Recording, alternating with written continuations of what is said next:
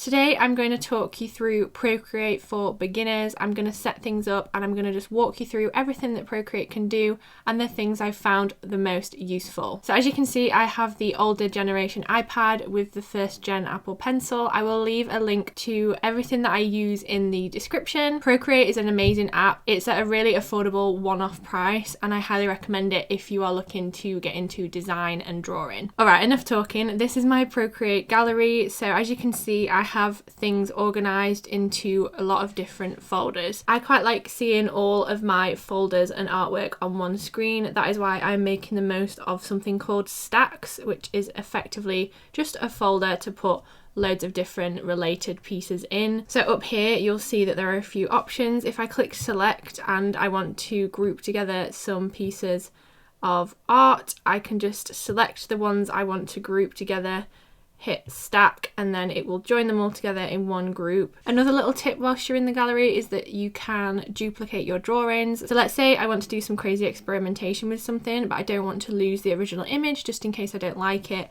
All I need to do is just swipe left and you can click duplicate and it will quickly create a copy of it. So now you have two identical versions. All right, moving on to creating a new canvas. So if you look up here in the top right hand corner, you'll see that there's a little plus sign. If you click that, it comes up with a new canvas menu. So down here are a lot of presets. There are a few things that I created myself and haven't titled. That's naughty, I should title them. But alongside these pre-made canvases, you can also create your own. So if you just click the little plus button, this comes up, and in here you can enter the width, the height, the DPI and the number of layers you wish to use. There's also options for color profiles, so you can choose the color profile that suits you the best. We have RGB or CMYK. CMYK is suitable for printing, whereas RGB is more for web and digital use. Then down here, there are a few extra settings that I never really play around with. You can change the time-lapse settings, and also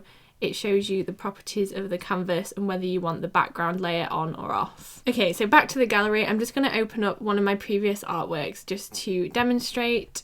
So when I have my canvas open, you'll see an array of different options. So we've got a bar down the left hand side, some things up in the top left and also in the top right. So let's start with the things I think are the most exciting, and the whole reason I have Procreate, that's the tools up here. So we have a brush tool, we have a smudge tool, and we also have an eraser tool. So they kind of speak for themselves. The brush tool allows you to add media to your canvas. So depending on the kind of brush you choose and what settings depends on the kind of style that appears. The smudge tool allows you to smudge and blend any artwork that you have done. So if you just use different pressures, you can play around with your artwork like you would a regular canvas.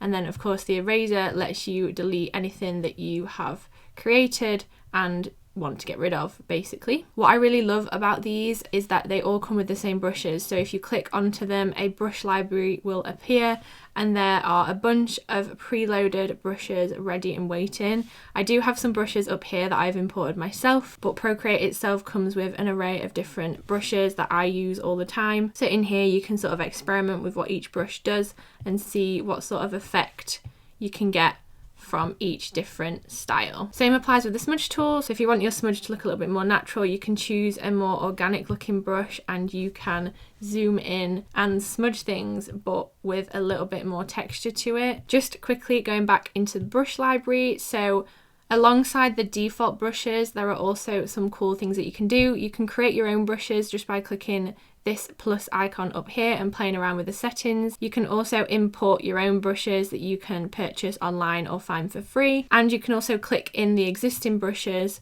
and adjust any settings that you want to change, play around with some different settings and see what suits you. Also, don't forget to subscribe if you are enjoying this video, because I'll create plenty more Procreate videos and you'll be the first ones to know when they are uploaded. And actually a really cool new addition to Procreate 4 is that you can combine brushes. So let's say you like two different brushes, you want to see what they look like together, you can create your own unique brush. So in order to do this, I'm just going to duplicate the brushes. So now we have two copies of the same brush, and then all I need to do is highlight it by swiping right, and then up here I can click combine and it has joined them together to create a whole new brush. If you click on that, and go into the brush studio, you can change the properties of each brush individually and how they are combined, and it usually creates a really cool looking brush that's unique to any of the pre-existing ones. Okay, so that's the basics of the brush library. I recommend just playing around with them and seeing what sort of textures and effects you can get. Up here on this panel as well is also layers. So in here, much like in Photoshop, you can create layers and add different things to different layers. So I'll just go through a few quick features. So in here, if you want to merge some layers together, all you have to do is select the layers you want to merge and pinch together, and it will combine them all into one layer. You can also group layers, so just simply by swiping right on the layers on the different ones that you want to include, you can select the ones you want, click group up here, and it will put them all into one group. In terms of moving the layers, you just click and drag and it will let you arrange the layers however you like. You can also duplicate them, so if you want to work on a layer without damaging it, you can swipe left and click duplicate. You can also swipe left and lock the layer, so if you want to completely avoid accidentally drawing on that layer or editing it, you can lock it so that it won't affect it at all. Then also there's the option of deleting the layer by swiping left too. Up here in the thumbnail as well, if you click the thumbnail, it brings up this menu here with a lot of different options on it. So we've got select, copy, fill layer, alpha lock, alongside a bunch of different options. I like using alpha lock a lot. It basically allows you to, what I like to call, only colouring in the lines. So if I just quickly zoom out and go into one of the layers, let's say I want to adjust just this orange part of her jumper. It's actually already alpha locked. As you can see, it's ticked here. And because it's locked, it means that if I make any adjustments, it will stay within the jumper. It won't overlap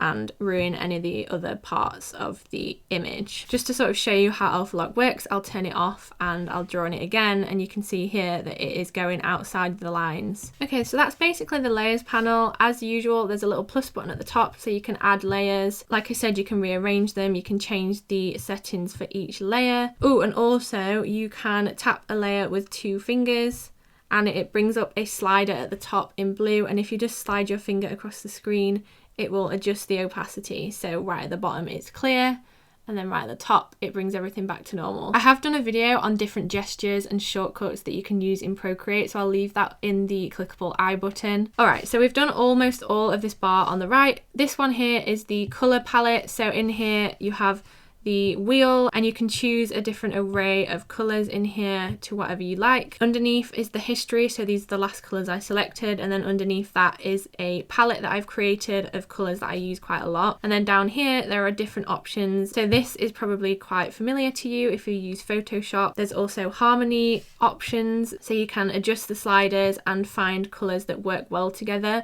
Again, another update in Procreate 4 is that you can change the combination, so you can use complementary, split complementary, analogous, I have never said that word out loud before, triadic and tetradic. Then down here we have the values, which I tend to stay away from, but if you have a hex value that you want to copy and paste, you can use it in here. And then I also have palettes, so there are a few preloaded palettes here, and then I've sort of created my own random jumbles of colours, again the ones which I use the most, and whichever one I have as the default one is the one that shows up here in the disc. Alright, let's move on to this tool here on the left hand side. So this works alongside the brushes and the smudge and all the tools up here. So this slider up here will change the size of the brush that you are using, so the higher up it is, the bigger the brush, and then lower down the smaller it is. The one at the bottom is for the opacity, so right now it's right at the top, which it means it's at full opacity.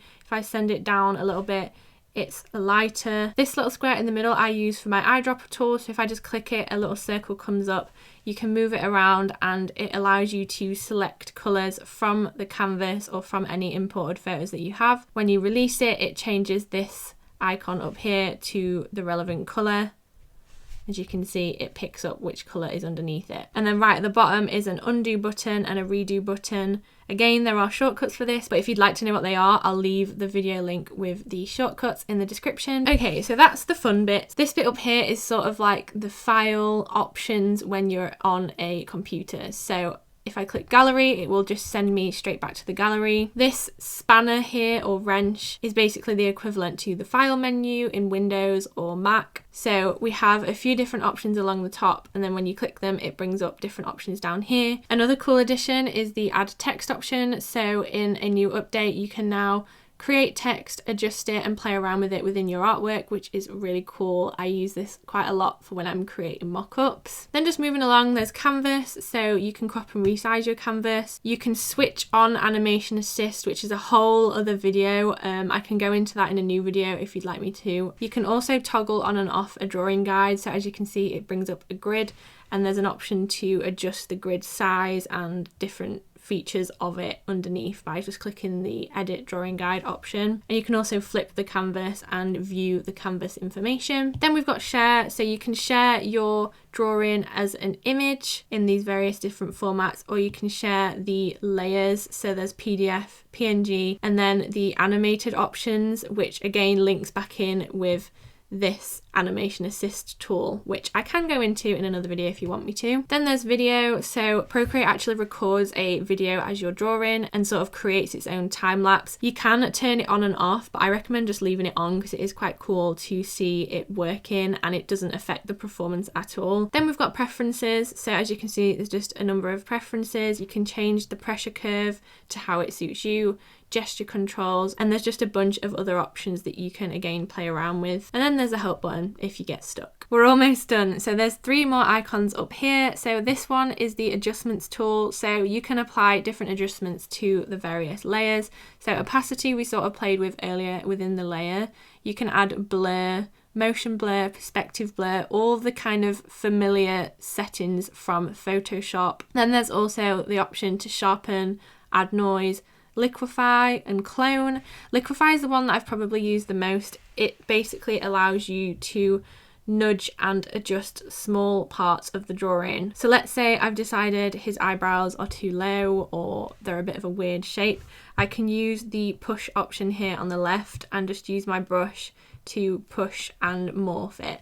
You change the size if you want to be more precise.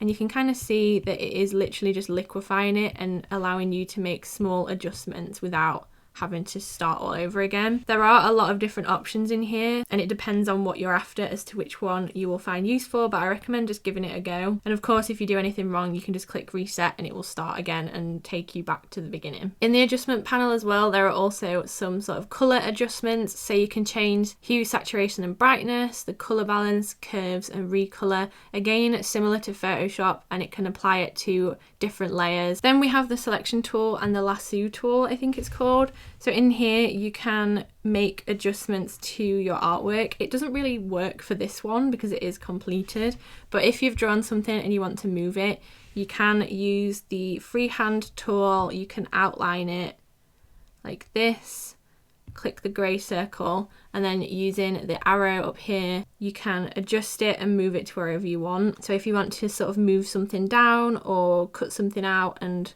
paste it somewhere else, this is the way to do it. Like I said, it's kind of hard to apply it to this drawing. As always, there are extra options down here at the bottom. You can do a rectangle, an ellipse, or automatically do it, so it's sort of like the magic wand tool in Photoshop. And again, if you do anything wrong, there's the option to clear it at the bottom. Okay, so those are the sort of main features that I use most of the time in Procreate. I might have missed a few off, so if I have, and if you have any recommendations for Procreate, please do leave them in the comments below. Thanks so much for watching this video. I hope you have learned something from it. Don't forget to subscribe if you aren't already, and I'll see you for the next video.